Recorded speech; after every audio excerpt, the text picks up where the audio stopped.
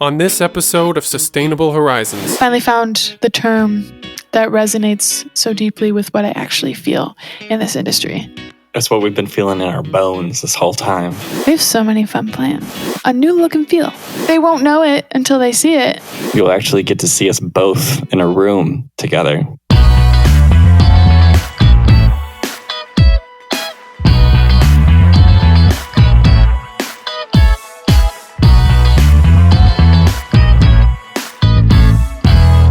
Guess what? What?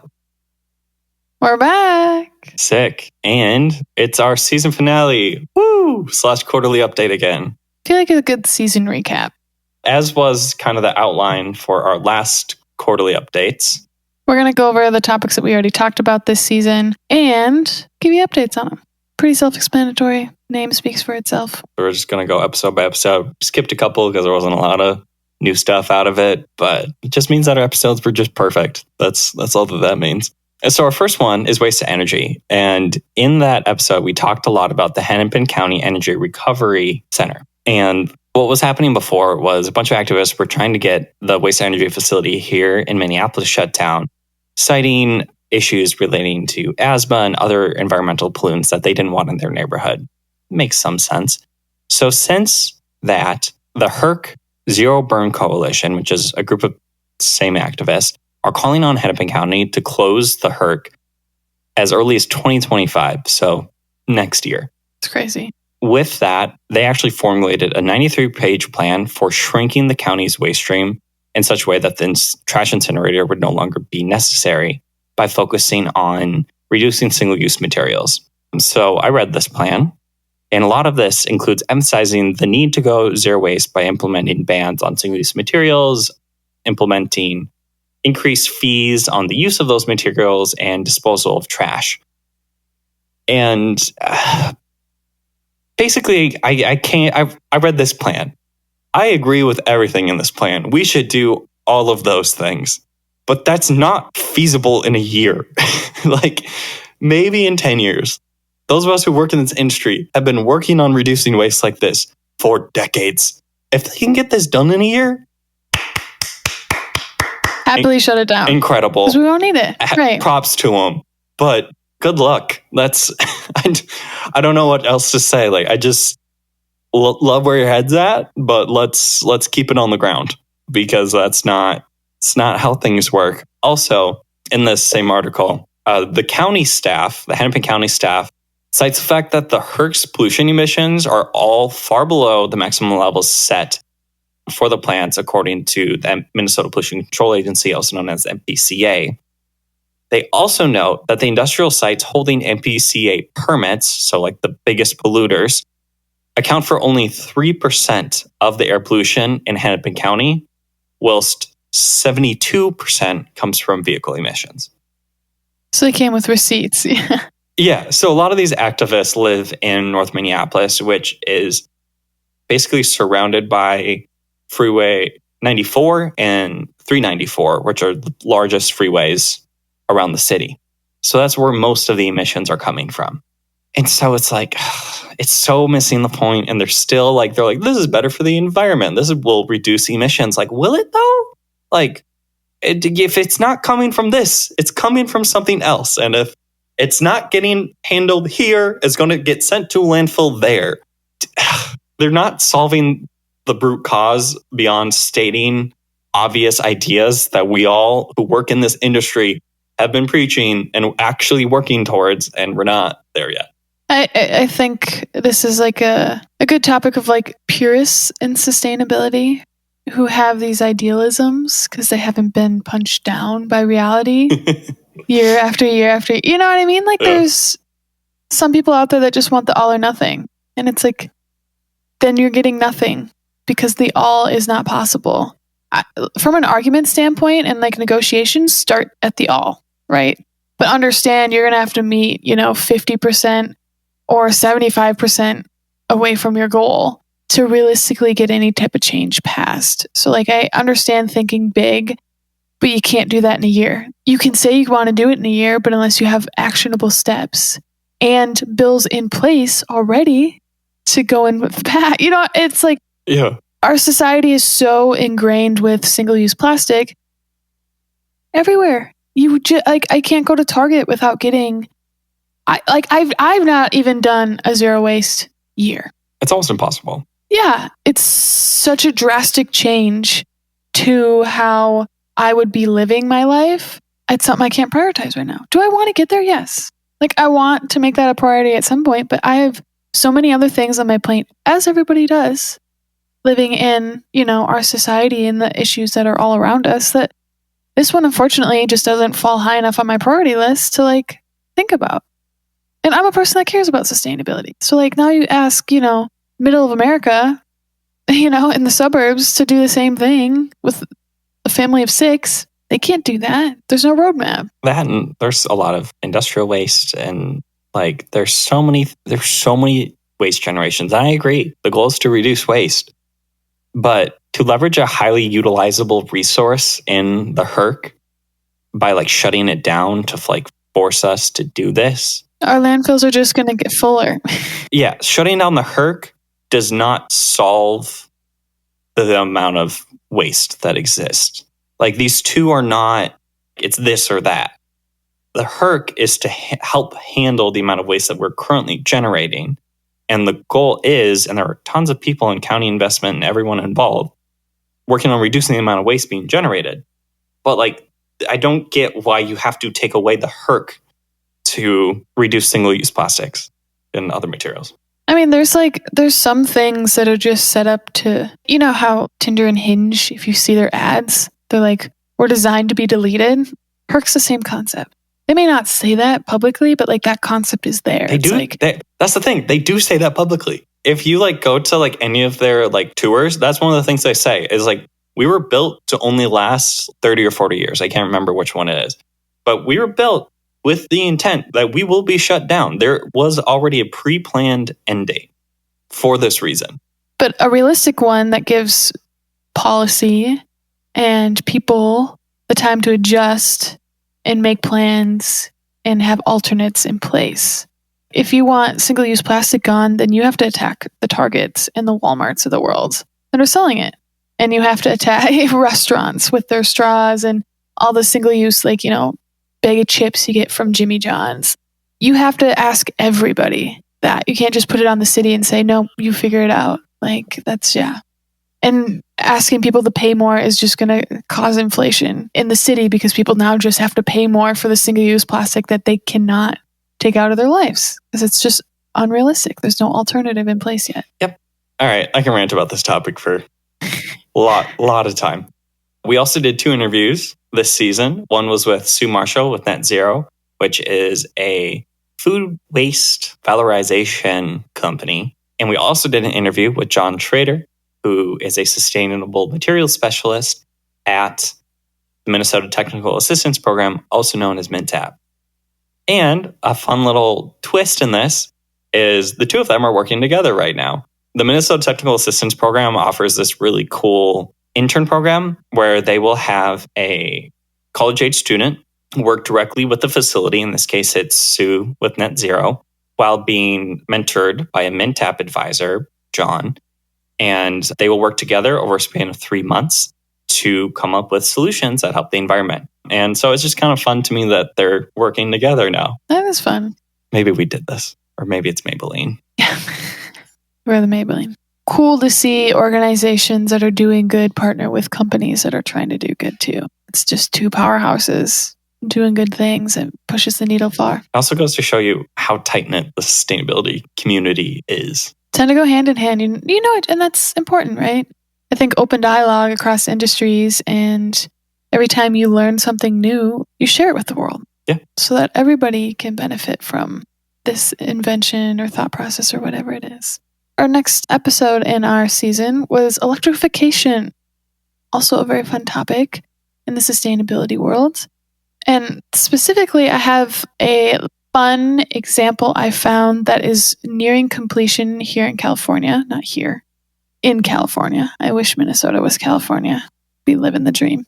But a company called Caltrain is coming to the end of a 2-point program to electrify 52 miles of commuter rail in Northern California. Hell yeah. huge accomplishment that they were able to do there. This project will increase corridor capacity to 110,000 daily riders, which is up from the 65,000 daily riders. So almost double. So not only did they electrify the commute, but they increased capacity on it, which is good because we know that populations are just always increasing. This is definitely deemed the largest effort of its kind in the nation, and it's been in the process for 7 years now. So this was a big feat, and hopefully we see more just trains in general in the United States. I would love to see that. Preach. Yeah, basically the CEO said that this is like a 100-year corridor, meaning it's just going to last, and it's designed and built with the thought of future needs in mind, not something that's just going to be, outdated in another 10 years kind of deal. We as a country are so far behind on train in general, and then electric rail, even more so. Electric high-speed rail.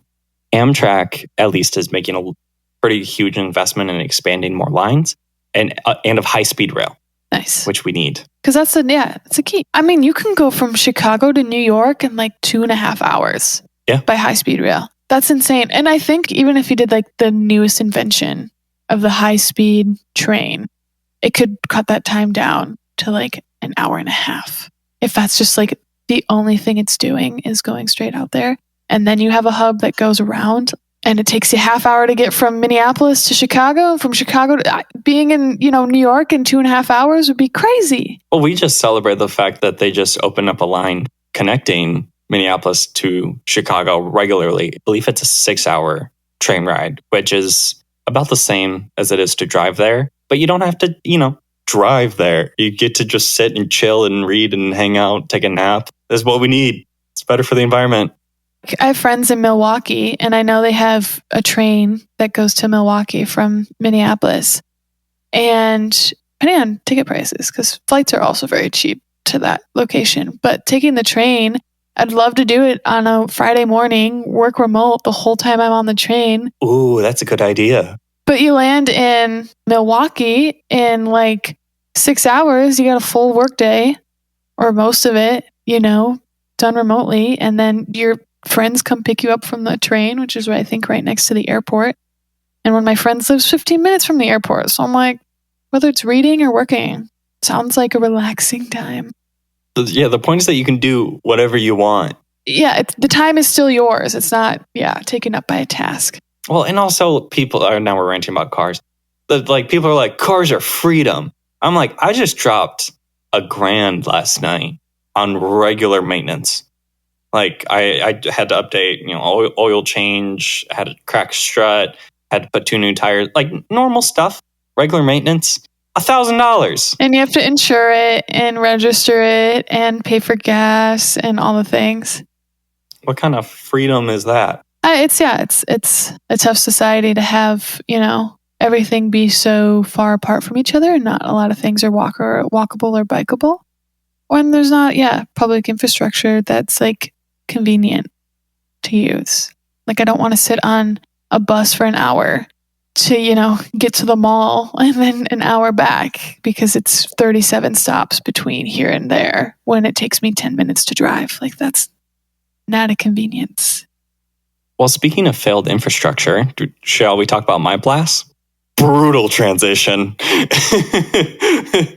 So for those of you who don't remember, Myplas was a company that had this revolutionary method of recycling plastic film. Plastic film is incredibly difficult to recycle for a lot of reasons. It's inefficient to transport. It's often dirty, and then it's hard to clean, whatever, in process. So Myplas was this company that was backed by the likes of General Mills, Schwann's, Target, Ecolab, and the state government. The facility had drawn a total investment of $24 million. A lot of money, a lot of people backing it up. But after 2 months of being in operation, they closed their doors. And if you try to go on their website today, you just get a lot of error messages. It's basically closed. So the specifics have been minimal. Myplas's USA board chairman, Peter Shippen, told the Star Tribune that the company was currently exploring management and operational changes. And several weeks later, they told Packaging Dive the company, quote, ran into financial challenges shortly after launch of operations in Minnesota. Yeah, we know. Then And this is the update. On April 8th, the landlord of Myplas USA warehouse filed an eviction complaint against the company in the Hennepin County District Court. The complaint alleged Myplas failed to pay rent for January, February, and March of 2024, an amount that totaled nearly $390,000. Additionally, the complaint noted that a commercial electric contractor filed a lien on the property on March 5th, claiming it was owed nearly $900,000 by Myplas for wiring work on the building and recycling equipment in 2022 and 2023. Then, on April 22nd, an attorney for the landlord informed the court Myplas and the landlord had, quote, resolved their dispute, and the complaint was closed. Their $1.3 million in liens is insane. So they must have just settled out of court for an undisclosed amount of money. I was just talking about this with my coworker. That sucks. And part of me is sad because I'm like, this is a good company. It should be a good company. And like we had talked about, it's like it seemed like they did all of the work except finding a market for their material, which I don't know how you do. Poor advisors, or, somebody like whoever did the investment also is at fault too, whoever gave the money, because it's like their business plan wasn't strong enough, right? They didn't have, you almost need to have that first. You kind of build the ship backwards a little bit, especially when it's such a new thing like that. If it was an established industry and there's a market for it and you're just trying to take market share, like there isn't an industry for this. Like this isn't a thing that exists yet. And building a market is incredibly hard. And it takes years. You got to do all that networking ahead of time. You got to get people excited. You got to get people emailing you, every other month saying like, you guys open yet? You got stuff for me? Like, can I use you guys? Like, eager to buy from you. So you're not sitting on stock. You got to do that work ahead of time. Well, and you would think with the backing of such major companies that they would have had that taken care of. Somebody dropped that. Multiple people dropped the ball. Yeah, a lot of people dropped the ball. And a point, because I basically was just trying to say that, like, with such like good infrastructure and whatnot, like I would hope that they would stay and like someone would bail them out or whatever. But Howard pointed out, he's like, well, people said the same thing about the banks back in 08, 09. If a company fails, it fails and it deserves to fail. I don't care that these rich people lost their money. Boo-hoo, come up with a better business plan. Unless it's taxpayer dollars, then it's like a little... Well, yeah. To me, my only thing that I would actually like to happen is that like the state is like, all right, we'll do it right this time. And they'll actually process all the material and sell it. And that's a big undertaking. You're going to need a whole panel, department, council, board, whatever it would be, put together for that. So like that's, unlikely to happen too, because states have budgets as well. You never want to see a business fail, especially when they're trying to do something good. Planning is always important. This is more of a lecture on entrepreneurship and business building. Lessons to learn from this one. And I hope that they tweak their plan, find some success, figure it out without digging too deep of a hole that they can't climb out of. Because, I think it'd be a really cool thing to see live and to get a system in place. You hate to see it. But what you don't hate to see is more innovation on the sailboat industry. This one's very interesting. I found this. So, company Michelin created a boat called Wikstrom. It's kind of an acronym. It stands for, or it's like a shortened version of Wing, Sail, and Mobility. So, WI for Wing, SA for Sail, MO for Mobility. So, Wikstrom. And it's an inflatable sailboat, which is kind of a fun topic for me. I don't know. It feels, makes me nervous. It feels interesting. Think of it that way. Because the other ones that we talked about. So it's a blimp for the water. Yeah. So this is coming from our cruises episode to like round it out in our, update here. And a lot of what we talked about in the cruise episode was this focus on sailboats coming back into style, oftentimes in a new form. From what we all know from history and actual sails made of, cotton and linen or whatever. And what we saw and presented a lot in that episode were like almost like airplane wings sitting up on a sailboat. So this concept of an inflatable thing sounds like it's one lighter and less material they have to work with. But obviously there are some downsides to that. So we'll dive into it. Well, it's not intended to actually replace a ship's engines, these inflatable ones. It's designed to drastically reduce the amount of energy that they need to move just because you're harnessing. So think of it as like a hybrid car. It's like the hybrid version of ships and sails, basically. The goal is to cut out carbon emissions by up to 20% of all existing ships and up to 50% of newly built models. So I think what's really nice about this is like the modularity of it and its ability to be retrofitted onto ships that already exist. Reading the article, they kind of are focusing on cargo ships because energy efficiency solutions are sorely needed in the maritime industry, which transports roughly 90% of the world's goods. Damn. That number shocked me. Yeah. And I mean, it makes sense. Yeah, everything here in America, it's like Vietnam, India, and of course, made in China. Like clothing, trinkets, cars. Yeah, I mean, like a lot of things are made overseas and shipped our way and vice versa. They're made in those same countries and shipped to Europe. And, other parts of Asia and Africa and South America. Like that's how our world works and how consumer goods kind of flow through our traffic ways. But unlike traditional sail, which has a flat surface, Wikstrom from Michelin is an inflatable mechanism that's able to go up and down. So basically during like the high wind times, they're able to lower this, deflate it, and kind of hide it so it's not destroyed by, say, hurricane intense winds, things like that. They go through bad storms. But when conditions are suitable for capturing the wind, small fans inside the sail fill it with air as the telescopic mast rises it high above the deck. When the ship returns to port, it needs to pass under bridges. Same thing, it lowers. So I think this is such a great solution and the modularity of it because all those other ones where the sails look like airplane wings and are made of metal, how do they get under bridges? Like, what is that solution going to be?